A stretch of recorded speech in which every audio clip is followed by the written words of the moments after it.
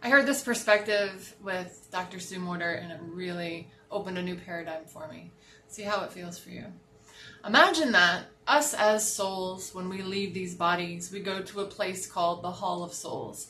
There we review our life, we learn the lessons, we see what we could have done differently, what we could have done better, we atone, we do all the things to help us prepare for our next experience. We vision what we want to have access to, what we want to go through, and we have certain people and contracts and things that are on our path.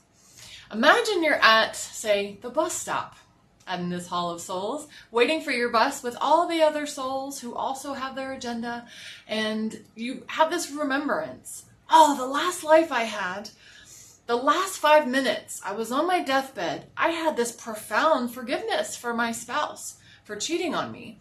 And the feeling was so exquisite and opened me, and my heart was full of love. My whole body transformed. It was so light and liberating, and I want to do that again. But this time, I want to do it bigger, and I want to do it earlier.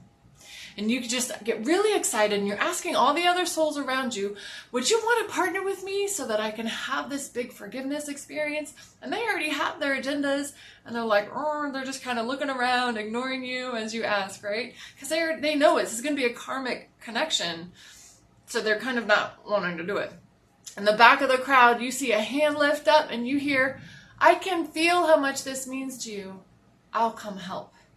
And this beautiful soul who loves you the most comes to you and says, okay, you guys partner up. You decide when you'll incarnate so that you can cross paths at this one particular day, and say on your 18th birthday, they are the drunk driver who runs the red light, crashing into you, killing everyone in the car but you. And this soul-designed experience has put you in a painful, grief-stricken space where it's almost an unforgivable experience that you're dealing with for perhaps even years, perhaps even lifetimes, until you finally get the gift that you set up for yourself, that this soul partnered with you to experience, of forgiveness. And there's many different gifts in this perspective, you guys. Number one, it takes us out of that dense, tethered feeling of victimhood. Now, being victimized is a valid, true experience, and I'm not negating that. The perspective benefit of this is knowing that this happened, and who can I become because of it? This happened. Where am I being invited to grow and thereby bring more love and healing into the world because of this? And this is the only way, you guys, that we release ourselves from these karmic bonds, from these contracts that keep us in these unrealistic but very normalized patterns of domination, of feeling stuck, of feeling powerless.